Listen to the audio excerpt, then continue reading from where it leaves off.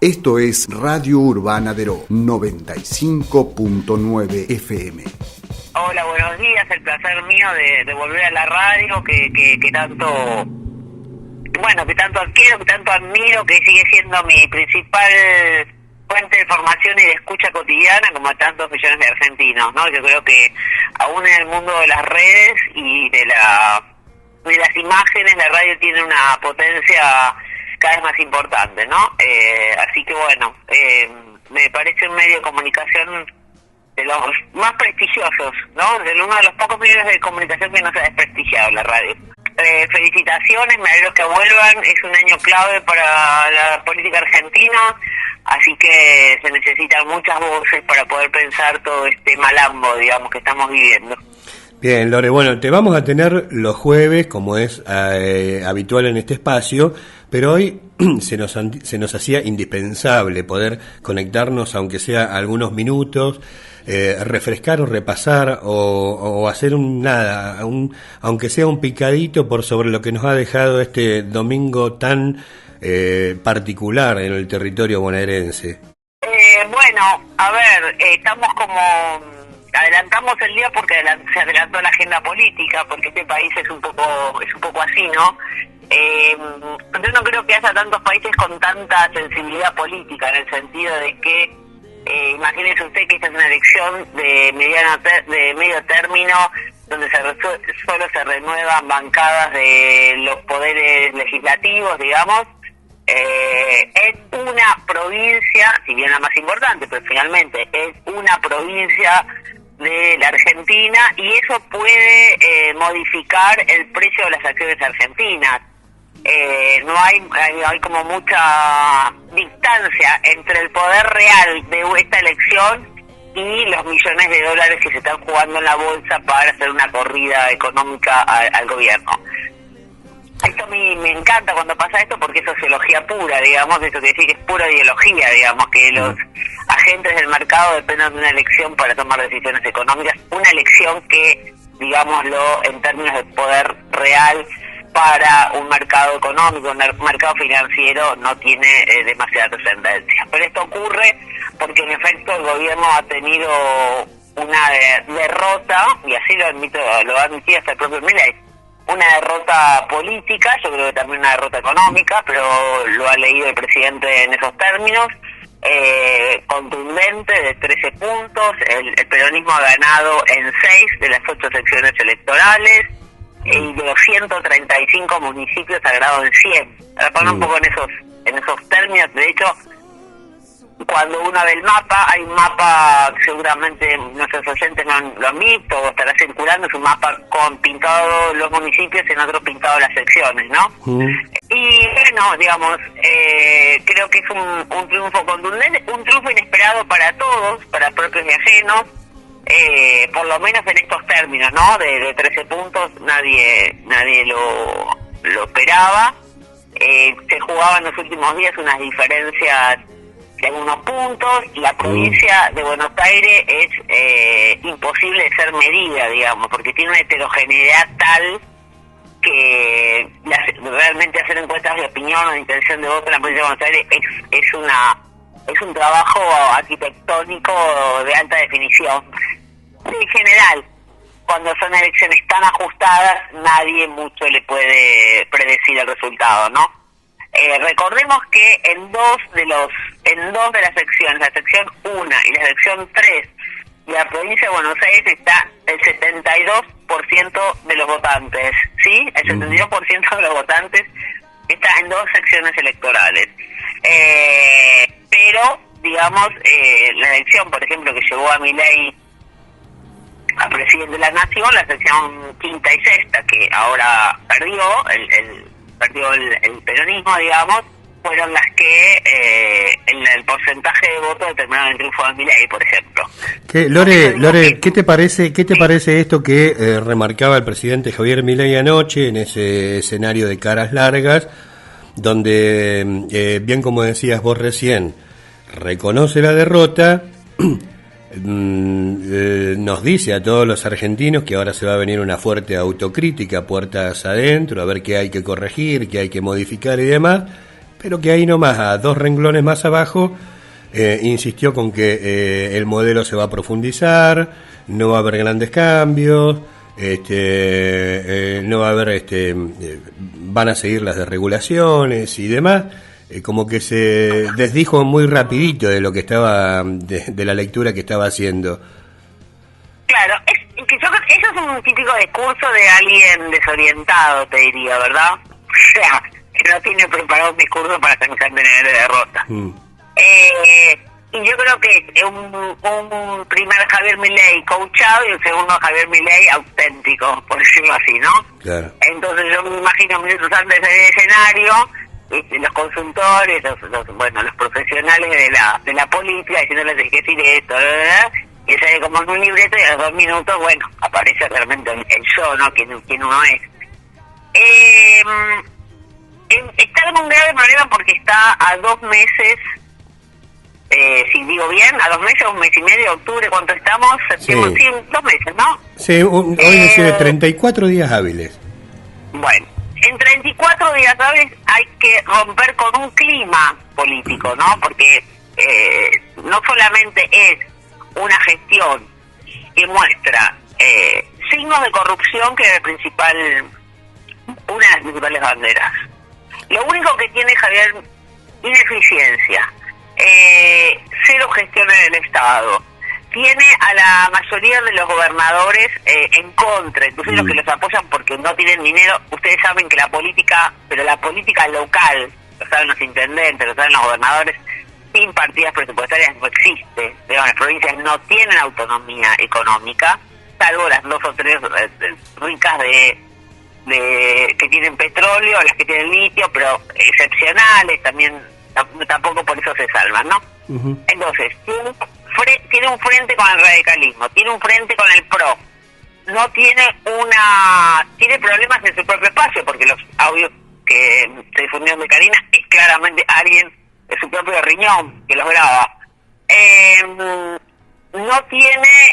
No va a salir con una política de distribución de ingresos ni populista, ni mejorar el mercado de acá 1 mes y medio. Tiene problemas gravísimos con el dólar, gravísimos, estructurales, un plan económico que chocó. Yo me escuchaba hace 1 año atrás al no Javier Milei y parezco otra persona, ¿no? Pero bueno.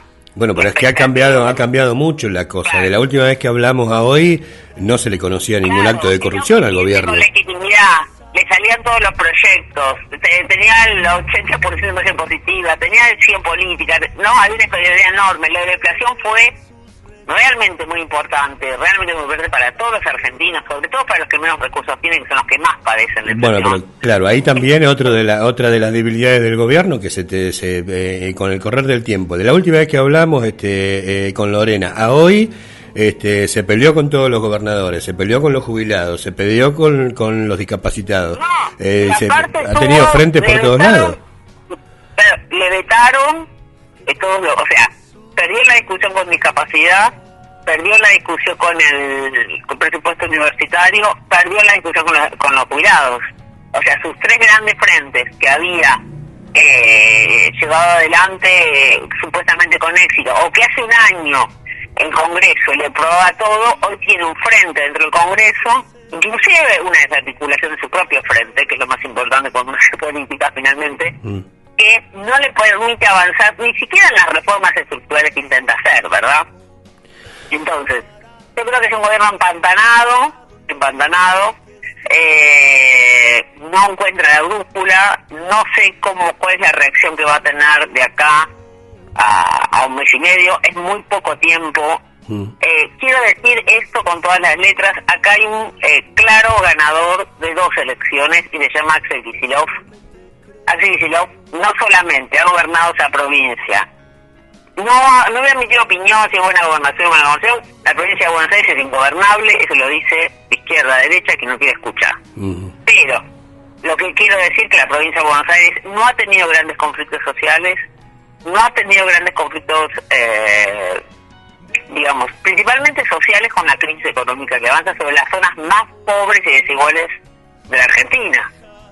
Y ha ganado, no solamente es el único gobernador que le ha ganado con esta diferencia a Javier Milei, en una provincia que tiene una resonancia nacional e internacional, porque los diarios internacionales están pendientes del resultado de la provincia de Buenos Aires, es algo también paradójico, pero ha ganado la interna del peronismo.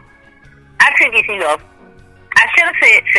ayer también había que festejar una estrategia política que cuando la diseñó tuvo a medio peronismo en contra, especialmente Cristina Fernández de Kirchner. Claro. Si hoy esta mañana nos preguntábamos, Lore, que si en definitiva aquella intención del gobierno nacional de ponerle el último clavo al cajón del justicialismo o del kirchnerismo, si finalmente Milei no lo logró, pero posiblemente lo haya logrado Axel Kicillof. ¿Por qué decís que No, digo porque en definitiva la estrategia de Axel Kicillof es la que lo posiciona a él y la deja un poco desbancado al kirchnerismo puntualmente. Bueno, él proviene del kirchnerismo, él no es que no es kirchnerista, él forma parte del kirchnerismo. Lo que pasa es que luego de la derrota estrepitosa y de la gestión de la vergonzosa gestión de Alberto Fernández, bueno, todo siempre se entra en una crisis, ¿no? Y eso se está reacomodando. Y Axel Kicillof es el estratega de la elección de ayer, que cuando se pensó, y si Axel Kicillof ayer le iba mal, se tenía que ir del peronismo, ¿sí? O por lo menos, no sé si se tenía que ir, pero por lo menos contaba poder dentro de su propio espacio, ¿sí? Además de tener un gran problema político, gobernar esa provincia con un fuerte nivel de oposición. Sí. Si hubiese sido otro el resultado, este lunes sería otra cosa totalmente. Sí. Bueno, entonces yo quiero decir que Axel Kicillof es el ganador de dos elecciones. El ganador de dos elecciones. La elección del peronismo y la elección con Javier Milei. De todas maneras, el peronismo tuvo una que necesita evidentemente una fuerte autocrítica, renovación, etcétera, como necesitan todos los espacios políticos de este país. Pero ayer se preocupó por mostrar una imagen de unidad, ¿no? Poniendo el audio de Cristina ahí, diciendo que Cristina tiene que estar arriba del escenario.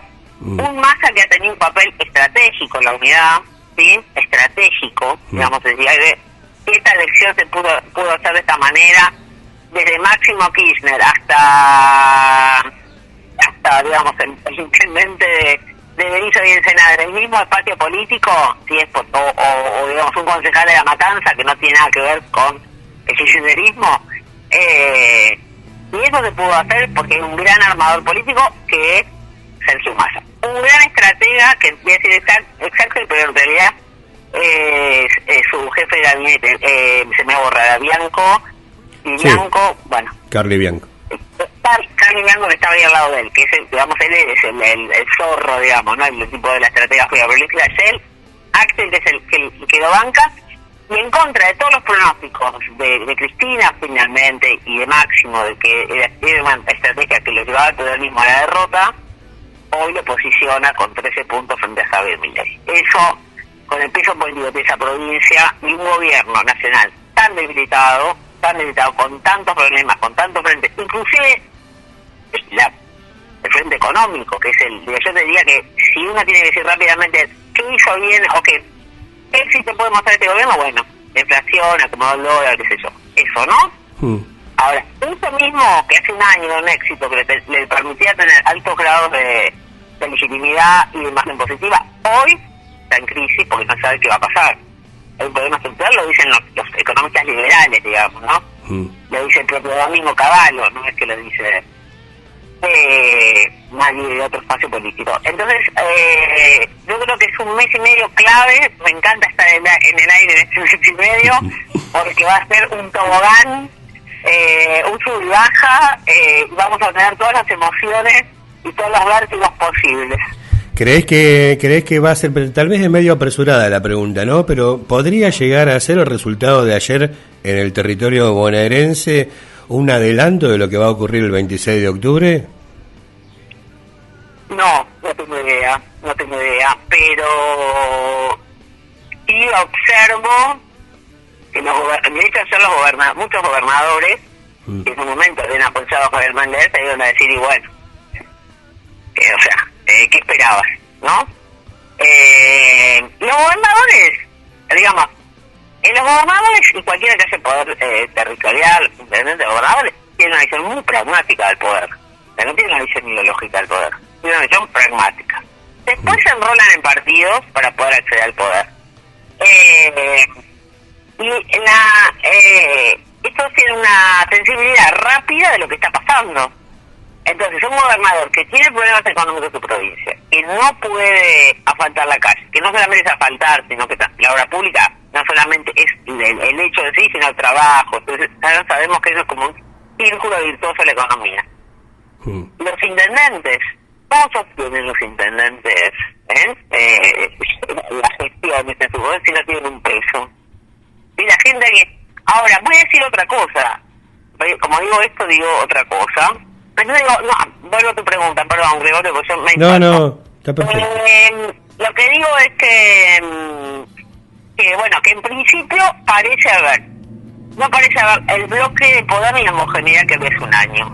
Ni la libertad avanza, que tiene grandes crisis internas, tantos espiados, sospechados, etcétera, servicios de inteligencia que ellos creían que creaban, o sea, eso es una ingenuidad del poder. Cuando uno crea servicios de inteligencia paralelos, o sea, no te espían al otro, te espían a vos también, eso o sea, eso está en las películas norteamericanas de hace 30 años, digamos, no se necesita mucha inteligencia.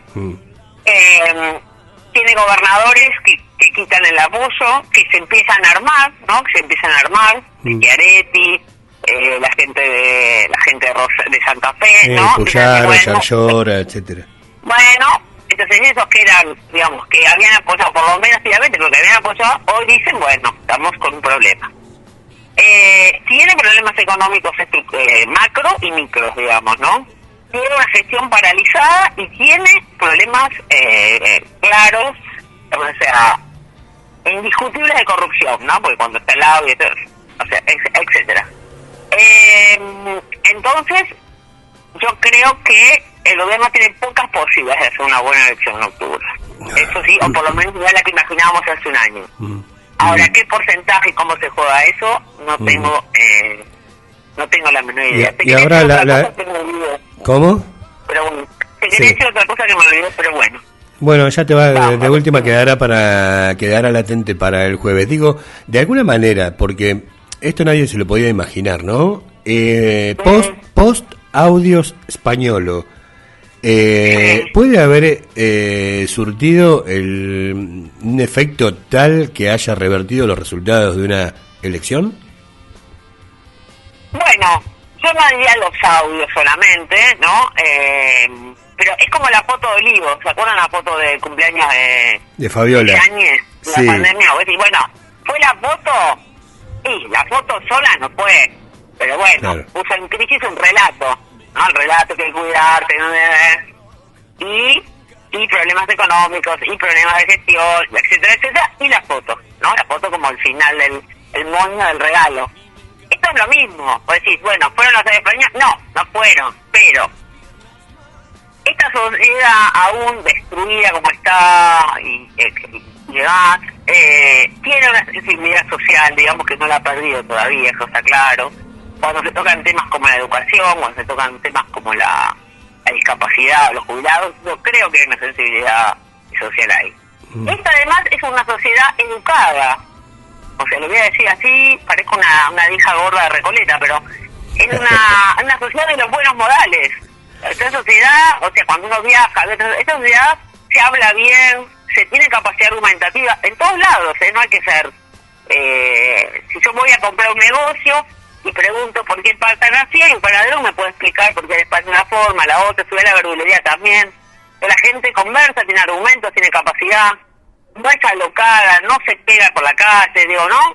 O sea, es una sociedad más o menos integrada, más o menos educada. Después eso va variando, pero digo, es un presidente que a muchos votantes, es un presidente que a muchos de sus votantes le resulta repulsiva sus modalidades, ¿no? Le parecen repulsivas. Sí, recordemos que muchos votantes de Milei de hace un año y medio eran votantes antimasa, ¿no? Eran votantes antimasa, o sea, no queríamos el peronismo, el fracaso del albertismo, ya. no necesariamente era un candidato pro Milei. ¿Se entiende?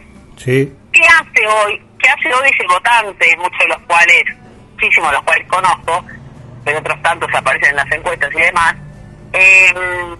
que deja de apoyar la opción de Javier Milei? Por los jubilados, por la discapacidad, porque le parece un tipo que está locado, etcétera, etcétera, etcétera.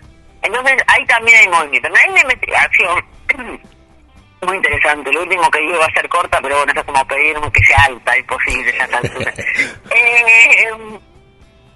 Salió una nota de Infobae el viernes a la tarde de un sociólogo que está muy en boga en este momento, que se llama Semán, que ha escrito, digamos, el libro clave que explica el ascenso de Javier Milei a partir de un trabajo etnográfico, territorial, focus group, etc.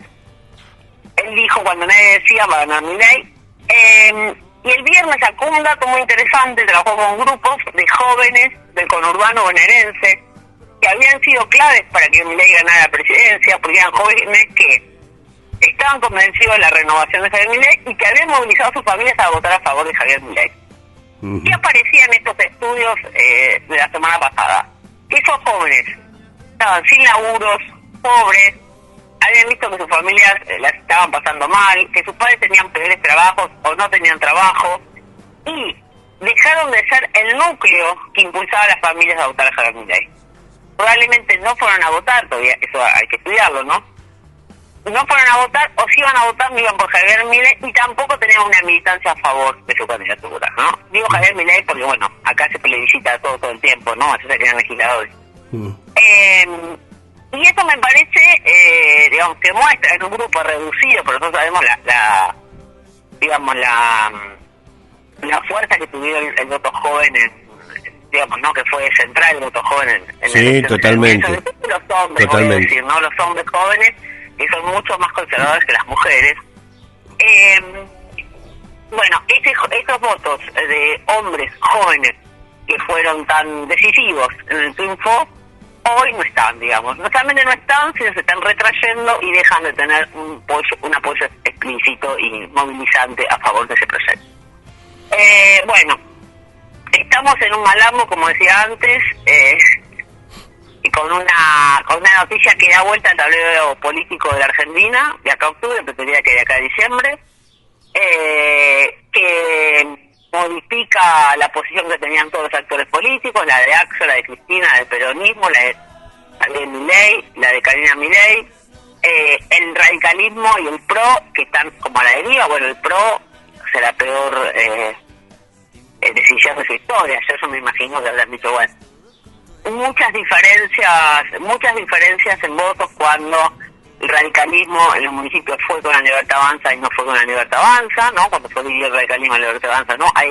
También hay un estudio para hacer particular. Las elecciones han sido muy diversas cuando fueron en conjunto, cuando fueron separados. Esto quería decir, que se me ocurrió ahora. Fíjense que la quinta y sexta sesión electoral, que si bien no ganó el peronismo,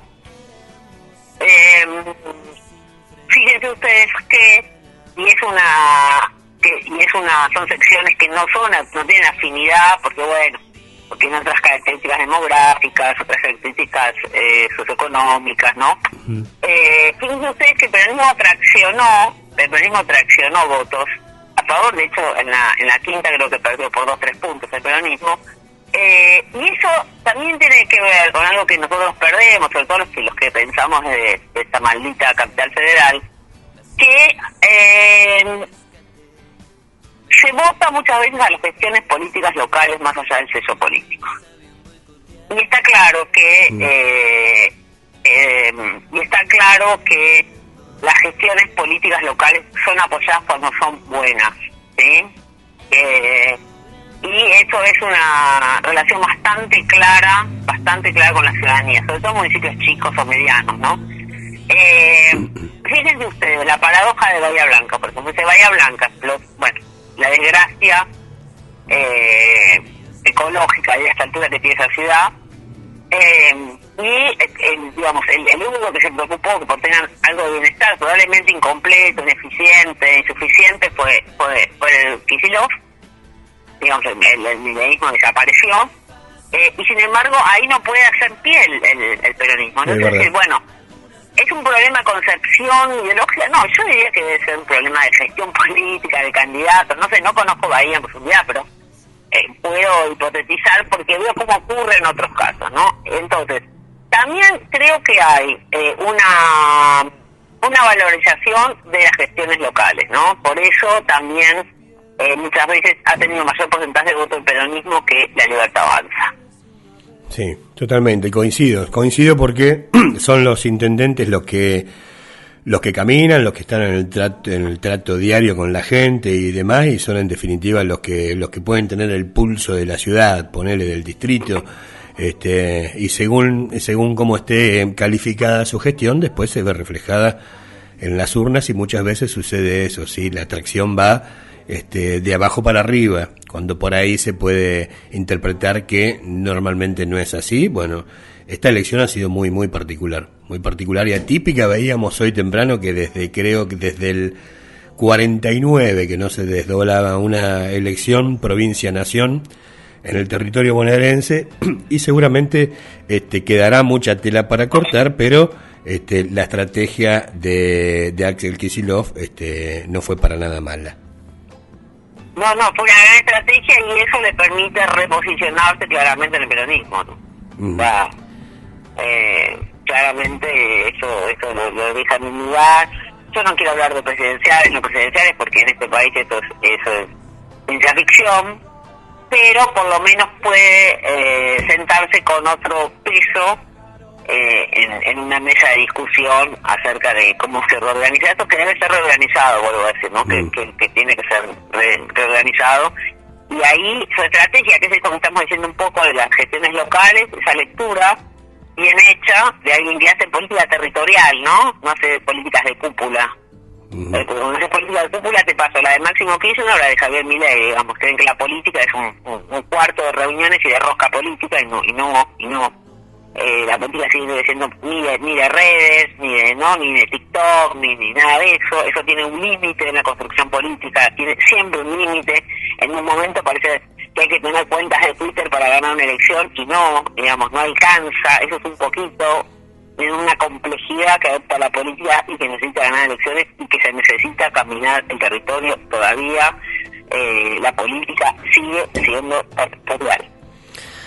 Lorena Soler es docente en la Universidad de Buenos Aires y en el CONICET, es socióloga y ha estado en esta mañana de lunes post elecciones conversando con nosotros. Lorena, te reitero, un placer nuevamente escucharte, tenerte al aire en Radio Urbana de Ero, volver a conversar contigo será a partir de ahora todos los jueves. Y poder echarle esa mirada, ¿no? La otra mirada de la política nacional que nos impulsa y nos compromete a pensar un poco más, a analizar un poco más las cosas, a bajarla a nuestro territorio, a lo que va sucediendo, y eso a nosotros nos pone muy contentos de tenerte. Te agradezco a ustedes, siempre me apasiona finalmente por estas cosas. Dijimos que iba a ser corto, pero resulta difícil. Hay mucho para decir, es algo que, vuelvo a decir, dio vuelta al tablero político, hay mucho para pensar y después nos volvemos a reencontrar con un poco más ordenadas las ideas y habiendo masticado mejor esto que acaba de suceder hace menos de 24 horas.